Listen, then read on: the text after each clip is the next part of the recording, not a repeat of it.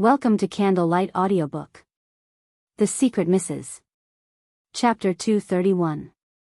Chapter 231. After searching for a while, Luna changed into a silver, sequined camisole, black tights, and high heels 12 centimeters tall. She then put on smoky makeup even her own mother wouldn't recognize her in. Cinderella changed into a beautiful gown at midnight, and went to the palace in a pumpkin carriage to meet her Prince Charming. She had turned into a hussy at midnight, and was going to hit up a nightclub to provoke the big demon king's disgust. Sigh. These 2 days, Theo had been very busy. He should still be awake at this time, right? Luna ran out to the balcony and looked in the direction of the study. As expected, the lights in Theo's study were still on. So she ran over and knocked on the door decisively. She needed to do her best to blind him. Dong dong dong. After she knocked 3 times, there came the sound of steady footsteps, and then the door opened. After clearly seeing who it was outside the door, Theo stared blankly. You. I'm going out drinking with some friends, I just came to let you know. Saying this, Luna waited expectantly for Theo's reaction. Theo's surprise was for just a moment, and after that he nodded in understanding, as if he didn't see how exaggeratedly dressed she was. All right, have fun. Saying this, he still even asked, do you need the driver to send you? Luna was disappointed. Cough, no need, I'll take my motorbike. She took a deep breath to pull herself together, and just as she was about to leave, Theo suddenly approached her. What did he want now? Luna took an instinctive step back, but still couldn't avoid Theo's hand reaching out to her. His finger touched her earlobe and squeezed it a little. All the hair on Luna's body stood up, and she immediately covered her ear, looking at Theo as if she was looking at a perverted old man. The corners of Theo's mouth twitched, and he pointed to where he had touched her. You have a mole here. So? Why bring up her mole so randomly?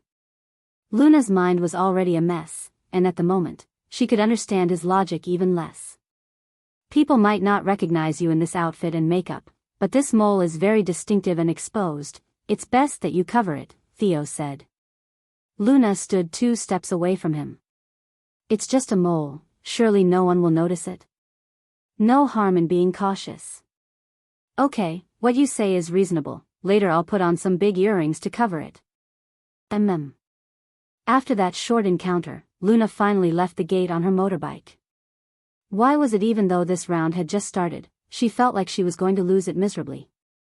No, stay clear-headed, you have to break this obsession with the big demon king. In the bar. Enjoying a rare moment to herself, Luna ordered a bottle of wine at the bar counter, and sat down to pour herself a cup. The dance floor was crowded with people dancing madly, but she wasn't the slightest bit interested, as she stared absent-mindedly into her glass. She had had enough of the bar scene when she had lived overseas. No matter how wild or exciting it was, to her it was no different than a ridiculous pantomime. After she had 1 bottle, Luna ordered another one. Alcohol didn't relax her, on the contrary, it made her anxious. At this time, a man walked over with a glass of wine in his hand. Miss, are you alone? The man looked 30-something in age. He was immaculately dressed, like some elite, and had an egoistic appearance. Many guys in the bar had noticed her while she was polishing off her first bottle of wine, but in this getup, Luna looked like an old hand at this scene, and the average person didn't dare make a move. Chapter 232. Out of the corner of her eye, Luna looked at the man's ring finger on his left hand. Even though he wasn't wearing a wedding ring, the skin color around that area was obviously lighter. Obviously he took it off when he was picking up girls. I am. Luna answered lazily, one hand supporting her head. The man's face lit up. May I join you? Sure. Luna smiled lightly, an obvious suggestion lurking in her eyes. That man was almost unable to conceal his pleased look, and he opened with an outdated pickup line, bad mood? Luna sighed, yup, bad breakup. Who would break up with a beauty like you? Which kind of man doesn't know how to cherish what he has? The elite had an astonished expression on his face. I dumped him. Cough cough, then he must have pissed you off. That's right. I just came to pick up guys to fool around with now and then, and when he found out, he made such a big deal out of it. Isn't that so ridiculous? The elite finally couldn't say a word. Why did he find these lines so familiar? It was like how he had been complaining to his comrades just now about how his wife nagged him the whole day. But he was so taken by this woman's every gesture, as if he had been bewitched, that he completely didn't realize that he was being played with. After a few drinks, the two of them walked out of the bar together. Where to? Royal Riviera or Pearl? The elite couldn't wait any longer. What hotels? Here's good. Luna dragged the man into a small side alley. The elite panted with excitement and pressed her into the wall. You're right, here's more exciting. While the two of them were talking, they didn't notice at all that 5 steps away from them, a black car without car plates was parked there like a ghost. In the car, no matter how calm a person Theo was, this time his entire being was already covered in a thick layer of frost. In the front passenger seat, Cleo was regretting his decision so much that his intestines had turned green with repentance. He had had a strong feeling that something big was going to happen tonight, so he hadn't gone to bed at all. In the end, he happened to see out his window Luna and his brother leaving the house at different times, so he had shamelessly followed them. But he had never expected in a million years something this big would happen. He couldn't stand his brother's horrifying face anymore, so horrifying that it could stop an infant from crying at night. In the alley, that man's hand was already on Luna's waist. Even if Theo was a god that had descended to their level, his endurance should be breaking by now. Cleo could tell that Theo's patience was hanging by a single strand of hair. Brother, what are you still waiting for? Theo said in a voice cold as iron. Wait a little longer. Cleo was panicking. It's already at this point. What are you waiting for? You'll turn green if you don't do anything. Xiao Shishi restrained herself these last 2 years, but she has a history of being wild. Learning to be good is not easy, but it's too easy to become bad again. Theo, shut up. Just as Cleo closed his eyes and didn't dare to watch, suddenly there was a terrible scream opposite them. Huh?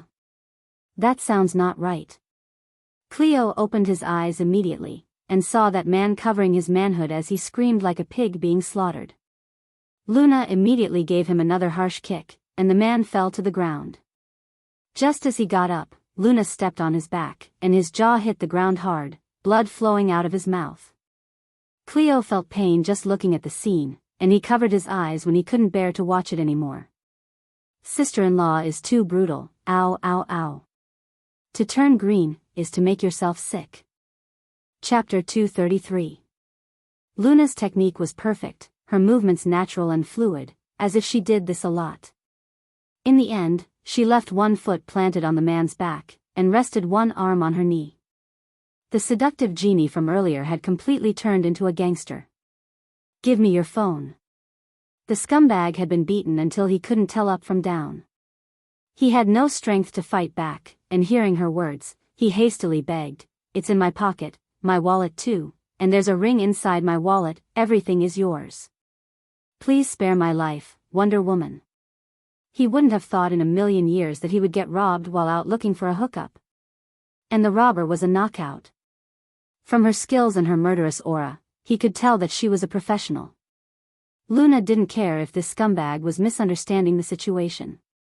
She took his phone out straight away, then waved it in front of him. Put your hand out, unlock it for me. Unlock it? What do you want to do?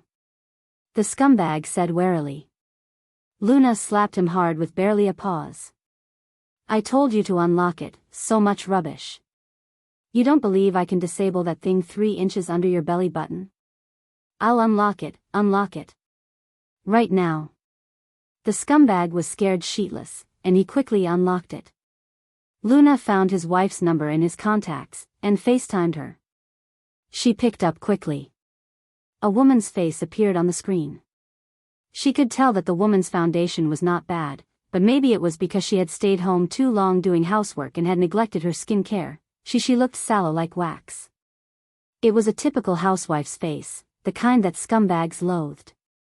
Who are you? The woman's expression changed instantly when she saw Luna's stunning beauty, but then she said in an extremely exhausted voice, I don't care who you are, from now on he can love whoever he wants or be with whomever he wants. I'm ready to divorce him, and I don't want any money from him. Whatever he does after this has nothing to do with me anymore. So leave me alone. Hearing this, Luna shook her head in disappointment. TCH, you're going to let him off so easily? Sister, you're too kind. That woman hadn't expected Luna's unconventional attitude, and she couldn't help but stare blankly, before she asked warily, What do you mean? The corners of Luna's mouth ticked up, and she pointed the phone's webcam at the scumbag she had beaten black and blue, lying under her foot. See that? After getting a clear view of the man on her phone, the woman was completely dumbfounded. You, the two of you, what is this? Luna laughed lightly. So? Does that feel good? That woman recovered her senses after a long while, and even though she didn't understand what was going on, she looked at that man all banged up, and subconsciously said, yes. After saying that, her lips twisted with a trace of bitterness. Not so long ago, if he had gotten even a small scratch, she would have been worried to death. But now, seeing him cut such a sorry figure, she was unexpectedly pleased. Heh, that's great. I didn't have any other reason to call you, just that instead of being happy alone, it's better to be happy together, which is why I wanted to show this to you. Now everyone can be happy together. Luna said in a careless manner. The woman was still in a daze, and didn't know how to react to this bizarre situation. As for the man under Luna's foot, that pig's face was all twisted up. He hadn't expected that this woman would insult him not only physically, but also mentally, and that she would show his wife, who had always admired him, this ugly state he was in. Chapter 234. This woman didn't want money or valuables. Then why the hell was she messing with him? He really was so unlucky to have met a screwball like this. But he didn't know, the worst was yet to come. Luna suddenly thought of something, and patted herself on her head. She reminded the woman on the phone, that's right, later I'll send you a recording of him and his trash friends talking, it'll prove that he's having an affair. Why on earth wouldn't you want money out of the divorce? Did you knock your head on something? Get what you should get, and not a cent less. Understand? Yes, I understand. The woman was in awe of Luna's aura, and she replied subconsciously. Luna nodded in satisfaction, then said in a lecturing tone, Yup, that should be the way. With money, you can look for any guy you want.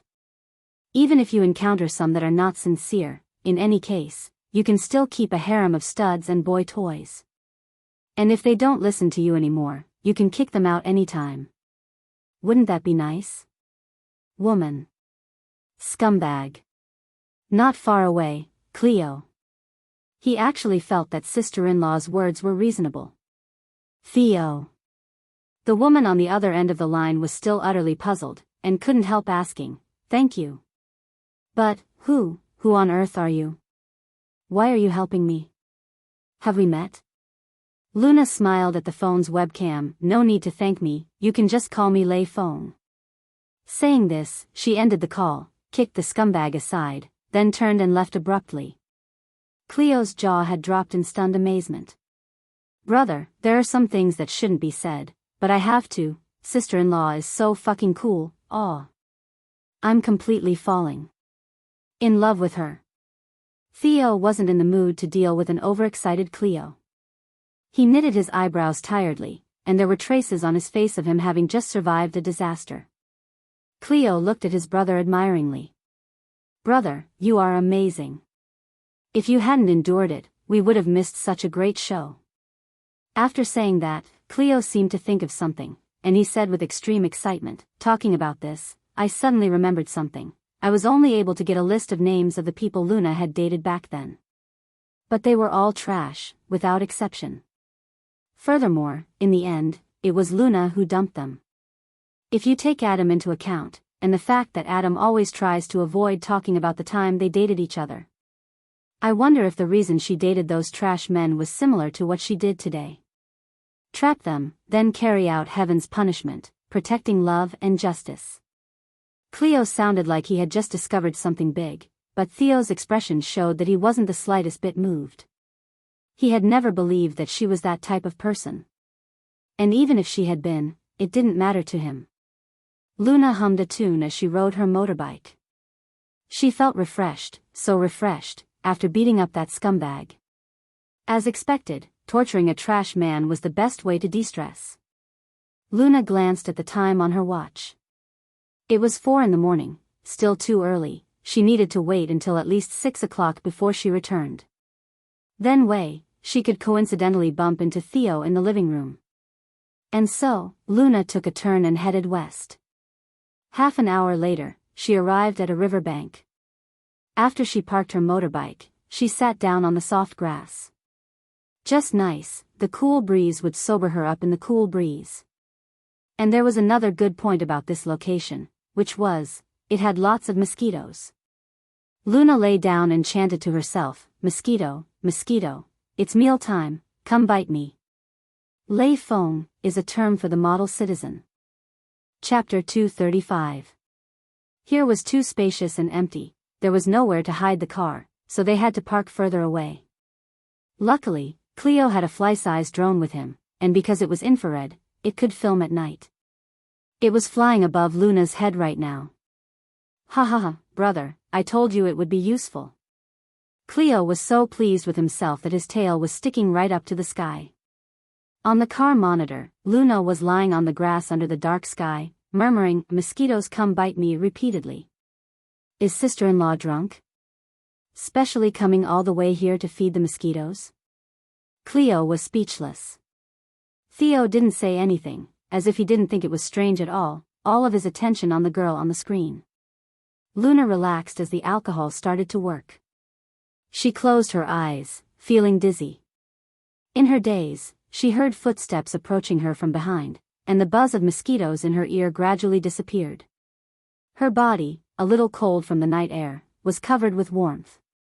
The moment that familiar smell wrapped her up, the last bit of consciousness which she had been holding on to faded away like smoke. Because she was on her own, she hadn't dared to get completely drunk. She didn't know when it had happened herself, but there was unexpectedly someone in front of whom she could be safely drunk. Theo chased the mosquitoes away, and covered her with his coat. Then he put his arm under her head as a pillow, so that the grass wouldn't prick her skin. The girl clung to his clothes, sound asleep. Even through the heavy makeup she was wearing, he could see the childlike innocence on her face, and it couldn't help but make him want to dote on her.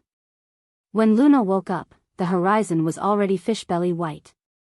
She checked the time and saw that it was 5:30 in the morning. She had only taken a nap, but had actually slept for so long. Luna dusted her butt off, and looking at herself, she realized that unexpectedly, she hadn't gotten many mosquito bites at all. Nonetheless, there were just enough that she could use.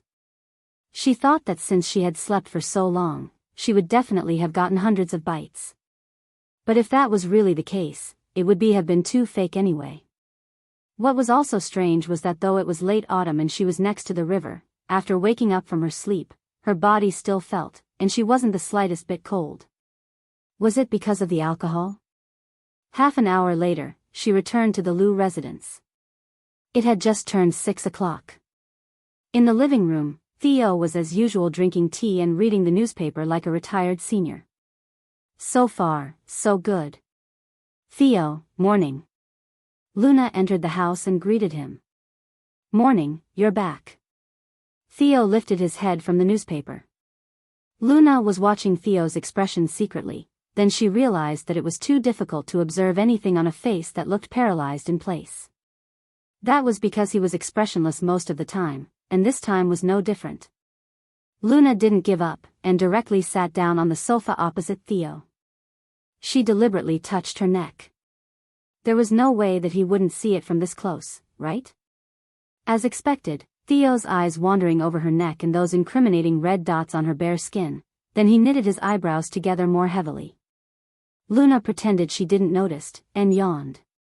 "So tired, I'm so sleepy." "Why do you have so many mosquito bites?" Theo asked. "Pooh, Cough, cough, cough. Luna almost choked to death on her own saliva. Are you kidding me? I dress like this to go to a nightclub, and I'm only back the next morning. As a normal, red-blooded man, seeing these incriminating marks, shouldn't you assume straight away that they are hickeys? Chapter 236. What bitten by mosquitoes? She had gone to a bar. A bar. How could she have been bitten by mosquitoes? Lord Boss. Where is your high IQ and logic? But she also couldn't eagerly tell him that this was a hickey. That would be too weird. The plan failed, and Luna felt like she was in so much pain she didn't want to live anymore. At this moment, Theo put down the newspaper and stood up to open the drawer below the TV cabinet. He took out a small white bottle and walked over to her. Luna raised her head and watched him warily. Big brother, what are you doing now? This medicine oil is very effective for mosquito bites. Saying this, Theo took the lid off, poured some oil into his palm, then placed his warm palm on her neck. The instant he touched her neck, Luna jumped up as if she had been electrocuted. I'll do it myself. Don't move. There is all medicine all over my hands, Theo admonished her. His rough fingers were incomparably gentle as he applied the oil on her neck, her collarbone, and what he could see of her back. Massaging the oil into her skin, his expression was serious, as if he was carrying out a solemn and important task. Because of the oil, the places where his fingers touched felt cool, but under her skin, it was slowly burning up. After quite a while, Theo was finally done. How is it? Luna came to her senses.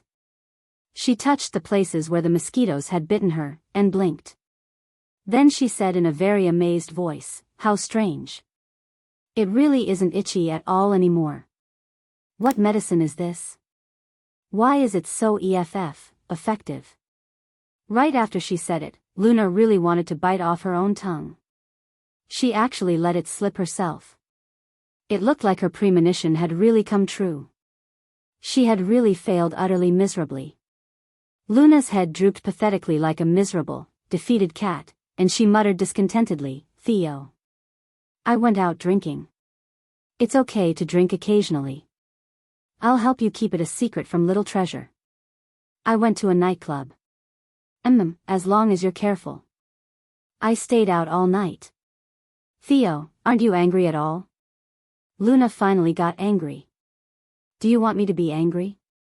Theo said lightly, gazing at her with deep eyes. Luna goggled. He actually turned the tables on her. Theo helped her remove a blade of grass stuck to her hair. I've said before, you can consider this place your own home, and do as you like.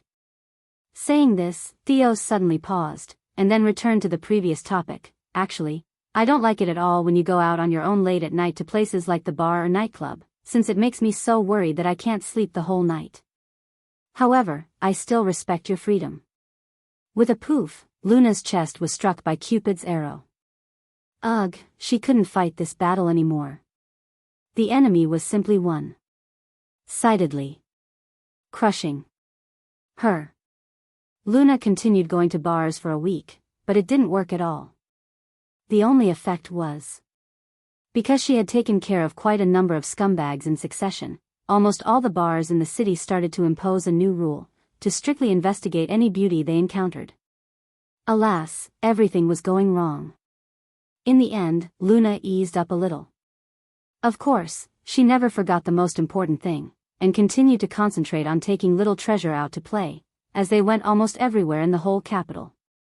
The biggest gain during this period was that little treasure had become more open in her company. He wasn't afraid to go out anymore, and apart from still not speaking and being a little introverted, he was almost already like a normal child. What a relief. This way, she could finally relax when she left. Chapter 237.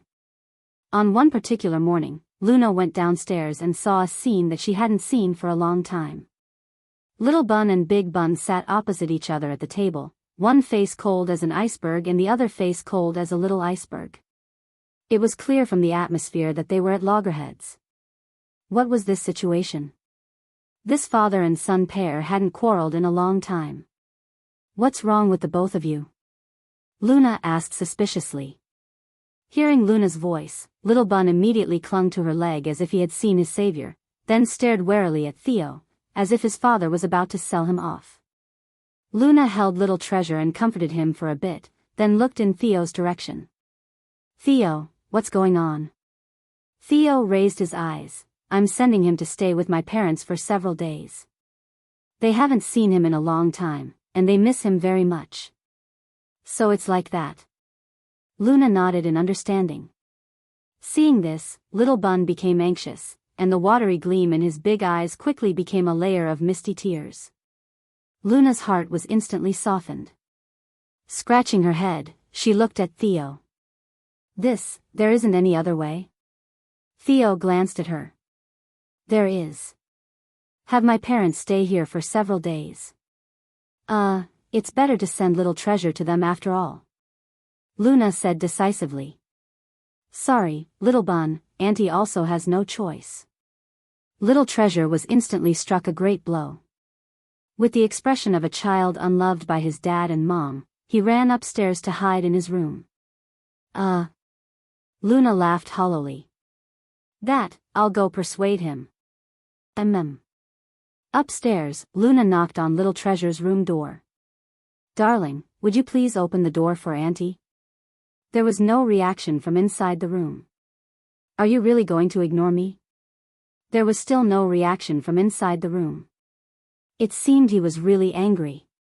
Luna sighed, but she couldn't do anything about it. She could only go back downstairs, and then she walked outside. When Theo saw this, he didn't even lift his head. Don't climb with your bare hands. Have the butler prepare a ladder for you. After hearing his words, Luna nearly tripped. Was this guy a worm in her stomach? How did he know she was going to climb the wall and get in through a window? Damn. Lately, she realized that Theo was understanding her better and better. There were plenty of times where with just one expression in her eyes or one small gesture, he knew what she wanted to do in the next second. 5 minutes later, Luna climbed a ladder and entered Little Treasure's room without a hitch. As soon as the little guy saw her, he threw himself into her arms with his eyes full of tears. His little expression was indescribably aggrieved. Just now, when there had suddenly been no more reaction outside his room, he had thought that Luna really didn't want him any longer. Luna held Little Bun lovingly. Darling, Auntie is on your side all the time. It's just that this time, Auntie really thinks you should go. Think about it, your grandparents only have you their precious grandson, and they clearly love you very much, but they respect your wishes and so don't dare come see you. Little Treasure hung his head. After a long while, he took up his tablet and wrote one word, together. Meaning that he wanted Luna to go together with him. Luna coughed softly with embarrassment. I can't do that. How could she go to Theo's parents' house at such a time? Because Auntie is going to start work soon, I'm afraid I won't have the time. Luna found a good excuse, then hurriedly coaxed him. But Auntie and your dad can send you off together. Be good. Little Treasure is already a 5-year-old little man, and you've made such great progress lately. You're getting better and better, and more amazing. You can definitely do this small thing, right? Luna held Little Bun, and kissed and coaxed him as she talked to him for half an hour. At last, the little guy relented. Chapter 238. The old Goldberg residence stood halfway up a mountain, and occupied a large area of mountains and forests. It took over 20 minutes to drive from the front gate to the house. There were lush trees on both sides and the scenery was very beautiful. The rumor was that the Dragon Vein was located here, in the feng shui jewel of the capital. Thanks to Little Treasure, she was also expanding her knowledge. Through the window, Luna saw the 2 Goldberg elders already waiting at the door, their faces full of eager anticipation, and no different from the average grandparent who doted on their grandson. Luna patted Little Bun in her arms. Go on. Don't forget what Auntie said to you, good luck. Looking at the encouragement and expectation in Luna's eyes, Little Bun nodded his head resolutely, and Theo took him out of the car. With every step he took, he would turn around to look at Luna. Seeing their precious grandson, the two elders were overjoyed, and hurriedly went to meet him. Madame Goldberg was so excited that her eyes were wet, and she grumbled as she looked at her eldest son. "Brat, we endured so many months not seeing little treasure.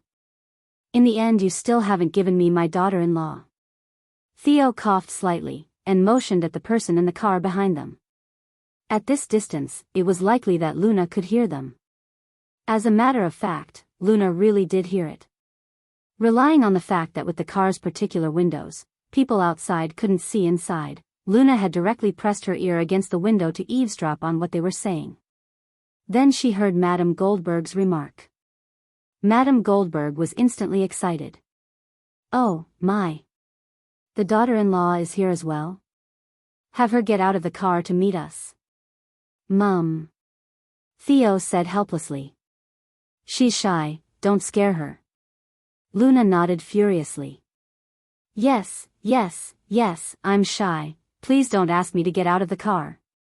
Fortunately, Master Goldberg's words at this moment diverted everyone's attention.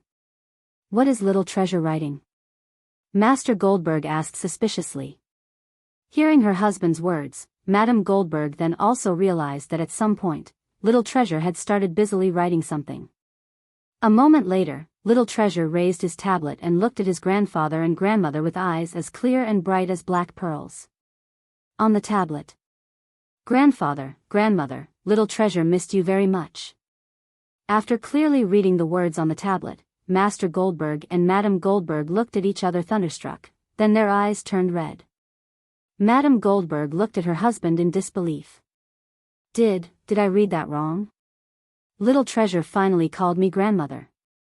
Even though it wasn't a literal call, it was the first time that little treasure had addressed her as grandmother. Before, he always ignored them, and even rejected them. "He also called me grandfather," Master Goldberg said solemnly, yet proudly. "He even said he missed us very much." Madame Goldberg couldn't help herself anymore, and cried as she hugged little treasure. "Grandmother's darling. Do you know how happy grandmother is?"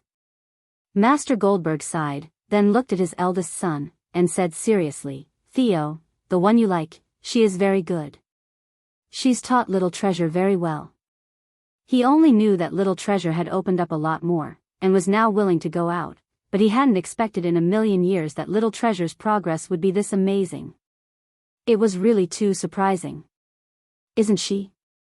And he's well fed. Look at how fat my grandson is now. He's put on even more weight than the last time I saw in the photo." Madame Goldberg was very pleased. She's wonderful." Theo looked in the direction of the car behind him, his gaze incomparably tender. Master Goldberg patted him on the shoulder, and said meaningfully, "Boy, good luck. It's natural to have to work harder to obtain the best. We'll support and assist you in any way we can." Chapter 239. Including Master Goldberg and Madame Goldberg, Theo had splendidly achieved his goal of full assistance from the whole Goldberg family. Inside the car, seeing Theo bid his parents and little treasure goodbye and then walk back in her direction, Luna hurriedly sat up, and pretended that she hadn't heard anything. On the way back, Theo suddenly asked, "What are you doing today?" "Today?" Hearing this question, Luna stared blankly. That was right, today she didn't need to accompany little treasure, and because it was Saturday, Theo didn't need to go to work.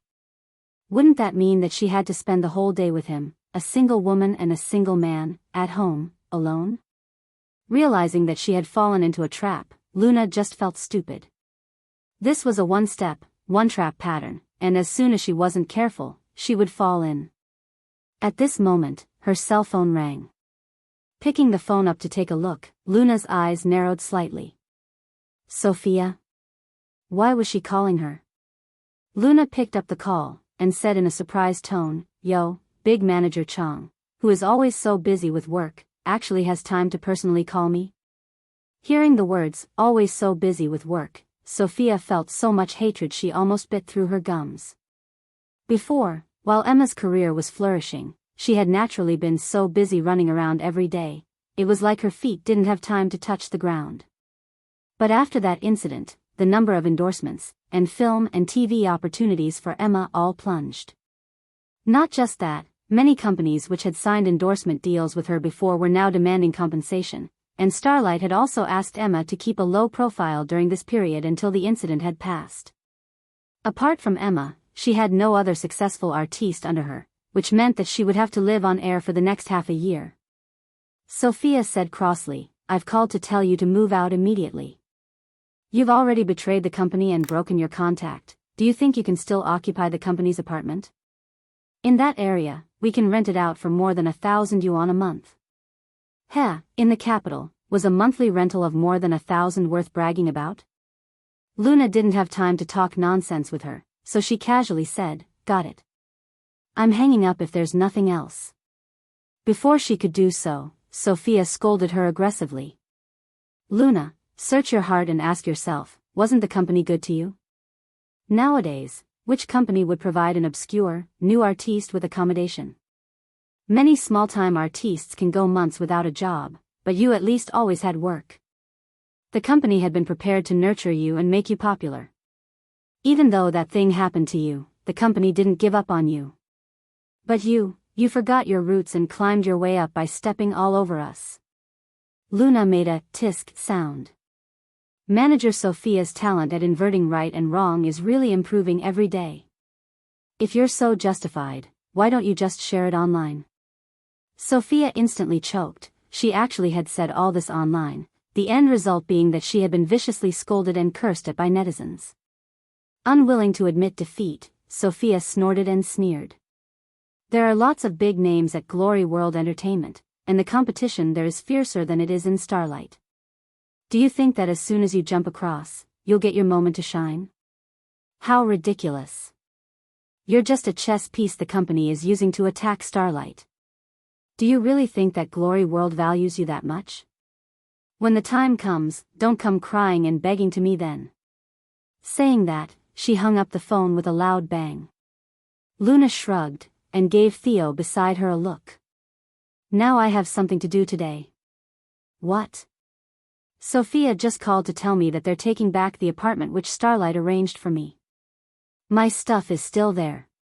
So, I have to move out."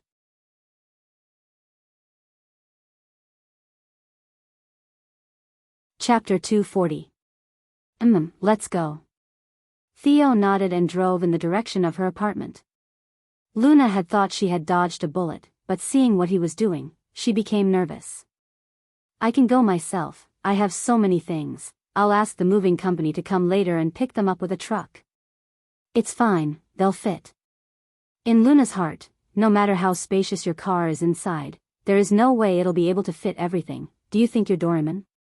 But Theo looked certain, so she didn't want to argue further, and could only let him drive all the way to her apartment building. Forget it, moving house together was a safer option, at least it wouldn't create anything remotely close to an intimate atmosphere. When they arrived at the apartment, Luna pushed the door open. Everything inside the room was covered with a layer of dust since no one had been living there for a while. At some point, the window had also been blown open by the wind, and there were leaves everywhere. The cold autumn wind blew through the window. Theo stood at the entrance, a tall and slim figure. He swept his gaze over every corner of the room with some warmth in his cold eyes. "What is it?" Luna didn't understand as she looked at him. "Nothing." Theo stopped looking around. This was a tiny, run-down apartment which Starlight had arranged for her, but it held precious memories of the two of them. Later he would arrange for someone to purchase the building straight away. "What can I do?" Theo asked. Luna scratched her head, and found a large empty box, then pointed at the tall bookshelf. "You're tall. Can you help me pack all the books in here?" "All right." Theo rolled his sleeves up, ready to begin. Luna looked at his clothes, which were probably more expensive than this apartment, and touched her forehead as if she had a headache. Wait a minute."